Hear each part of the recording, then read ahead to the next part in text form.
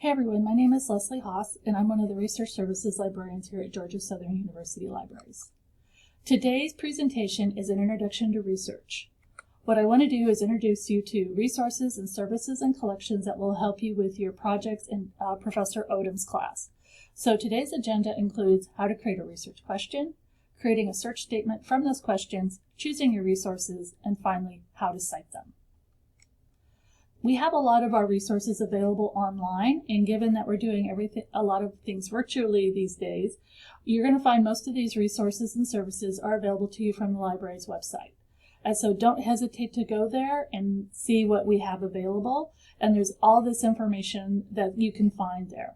But because it can be a little overwhelming, I have created a specific guide for this class, and you can find it on the library's homepage by clicking on where it says Library Guides and going into the alphabetical list and look for English 1101 Dr. Odom, or you should also have a link to it in your folio for this class.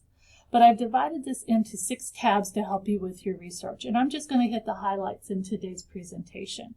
But you can see here there's a link for choosing a topic, finding resources, questioning everything, which actually encourages you to think about the types of resources that you're looking at, citing these resources, and then additional information on finding help.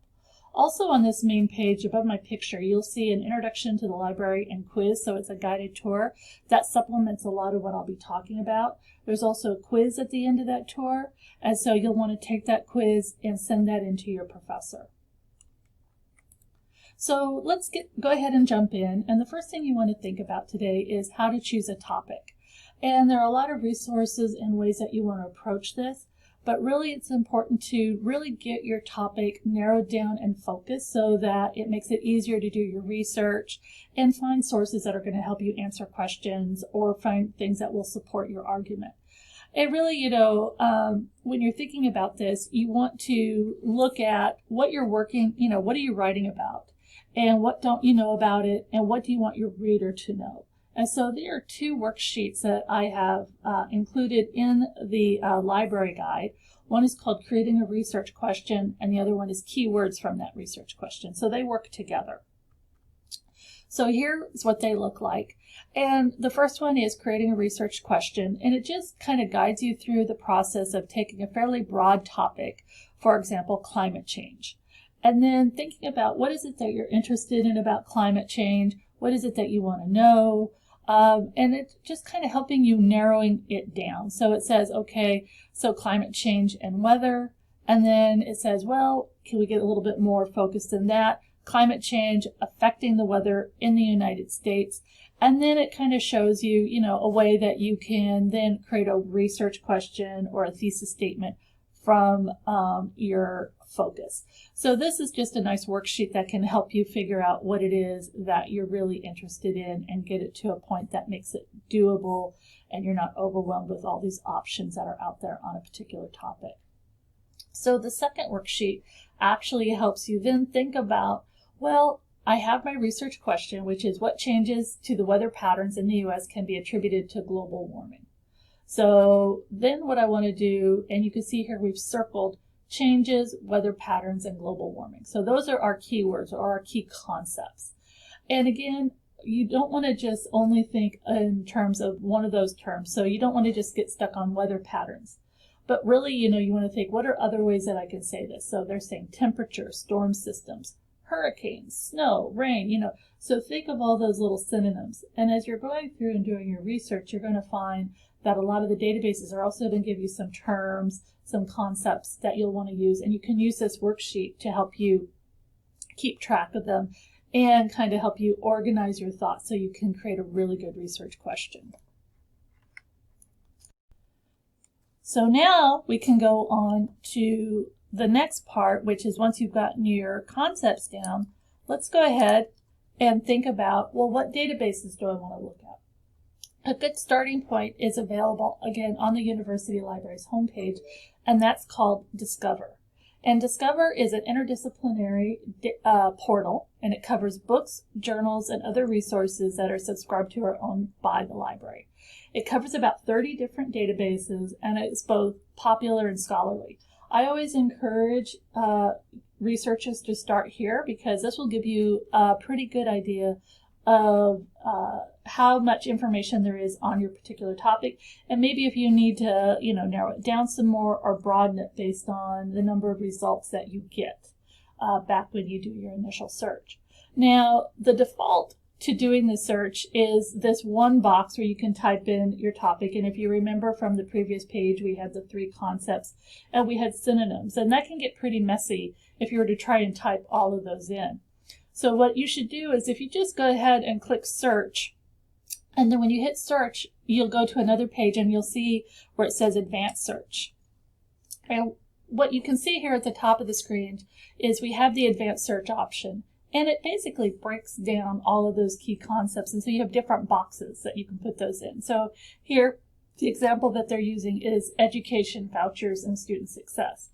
So now I can type in education and then vouchers, and then if there are other words for vouchers, I could type in or vouchers or this or that, and then student success or blah, blah, blah. And so I can, build out my search and put all my synonyms in that one line. I can also add more boxes, and then once I am happy with what my search statement is, then it goes ahead and does a search and comes back with the results. And so this, again, can give you a pretty good idea of what's out there on a particular topic. For this particular topic, it came back with almost 500,000 results. So that tells me that maybe I want to add some more terms or think about other ways that I can narrow down my search.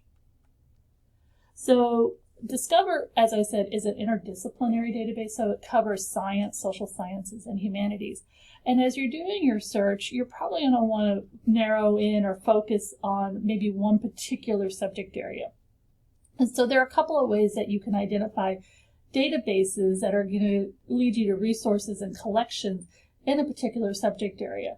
The first is by using our library guides, and if you go click on library guides on the library's homepage, and then click by subject, you'll see a list of all these different subjects. So we have things like geology, gender and women's studies, chemistry, public administration, public health. And let's say that you're really interested in history. So if you click on history, then you'll see a library guide that says, here are the history databases and resources. And the really nice thing is once you get into these subject-oriented library guides, then you're going to see more and more scholarly resources, which is what your professors want you to look at. Another way to access databases specifically that are honing in on a particular subject is if you go to the A to Z list of databases. Remember I said in Discover it covers about 30 databases, but we subscribe to over 300 databases. And so you can see it's only 10% of what we subscribe to. And the alphabetical list is just, A, B, C, D, but let's say you don't know the name of a database. And so what you can do, again, in the upper left-hand corner, it says all subjects. If I click on that drop-down, and I can say, oh, history, boom, I can see all of the databases that cover the subject of history. And so again, I can narrow my search to a specific history database and go looking into the journals and the scholarly literature. So that's another way that you can find scholarly resources in a particular subject area. Now, if you're not having any success, please don't hesitate to reach out to one of the research librarians. You can get us through chat. You can also make an appointment with us, and we can Zoom with you and talk to you about your topic, maybe suggest some databases that you may want to look at.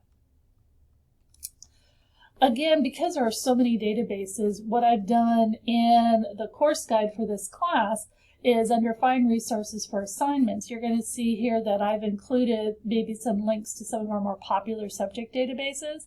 And I pulled out 3 specifically that I think will really help you with the assignment for this class.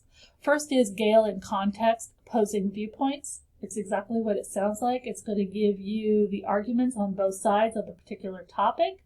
And you can then find resources that are in support of the sides, and you can go look at them, and these have all been vetted, and there'll be a mix of scholarly and popular, but they've all been, as I said, vetted, so these are good, reliable resources that you can use. CQ Researcher, I really like that a lot because the audience for this is our elected officials in Washington, D.C. and their staff. And so experts in different fields go out and create these briefs, and they're usually 20 or 30 pages long. They, again, present background on a particular topic, present different sides, give statistics, give you information in context. And so this is, again, for our elected officials and their staff to help them make informed decisions. And so a lot of times, they're educating them on a topic. So again, in-depth, good information that you can use if you're interested in something that's kind of a current event that you think would be of interest to an elected official. Credo reference, just a good background resource, again, provides, it's kind of like an online encyclopedia, gives you links to articles that are short and long, again, scholarly and focused. So 3 of these databases, I think, are really good starting points for your research. So let's say that you have found your articles, you've gone through and you've identified the 15 maybe articles that you're going to look at for your paper. And now you're going to start writing your paper and you have to create your works cited. So on the guide for your class, we have a link that says citing sources, and it takes you to this page here. And so it kind of gives you a general understanding of plagiarism. So, just some really general information. But then you'll see here across the top, it says home, AMA, APA, etc. And then towards the end, we have MLA. And you are using MLA for this class. And so we just have a really quick overview for you. These are the most popular questions that are asked when we are working with students. So we talk about how to do citing sources in the text of their paper, the format that you follow, and then how to do your works cited page with examples. You'll see here's an arrow, it says the MLA citation handout. And we just also have links, if you were to scroll down further on this page, to other online tools and resources that are available to you. So I would encourage you to go to this page. It's really useful. It contains a lot of good information. And also don't forget the Writing Center that's on the 2nd floor of the Henderson Library and on the 1st floor of the Lane Library. They have tutors there that are there to help you and answer your questions with your paper. They don't do the writing for you, but you can make an appointment once you've gotten a draft done, and they can go over it with you. And you can also ask them questions about citation styles and make sure you're doing everything properly. So I want to thank you for your time today, and please don't hesitate to ask for help if you need it. My name is Leslie, and we are here to help. Have a great day. Thanks.